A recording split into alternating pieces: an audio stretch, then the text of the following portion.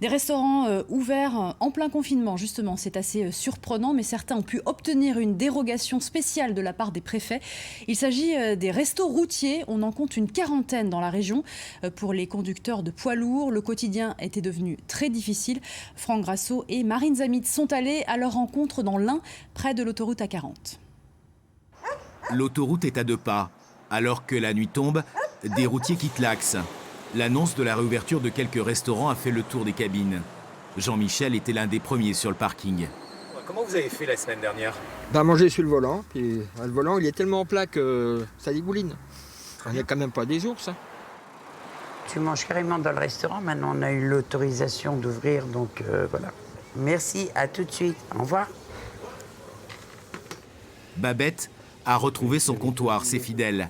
Dans le département de l'Ain, seulement 3 établissements comme le sien ont l'autorisation d'ouvrir. Ça change de la vente à emporter. On passe le plat, hop, ils vont direct dans le camion. C'est pas une vie, ça. Une vie, c'est d'aller au comptoir, de boire un verre, d'avoir le contact et de manger tous ensemble. Pas question de consommer debout. Le demi se boit à bonne distance. Pendant ce temps-là, certains se lavent. Pour beaucoup, c'est le paradis après quelques journées galères. C'était indispensable de nous rouvrir les douches et tout, quoi. Puis le repas à table et tout, ouais. Donc quand vous arrivez chez un client, moins vous êtes propre. Mais bien sûr, voilà. Non, mais ça fait une image de marque de la société, quoi.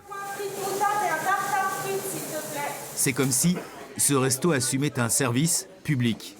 Une parenthèse dans une journée passée seule au volant. Ah oui, ça fait du bien, oui. Puis surtout maintenant à l'époque qu'on arrive, quoi. Il fait froid et tout. Seuls les routiers ont le droit de profiter de l'endroit.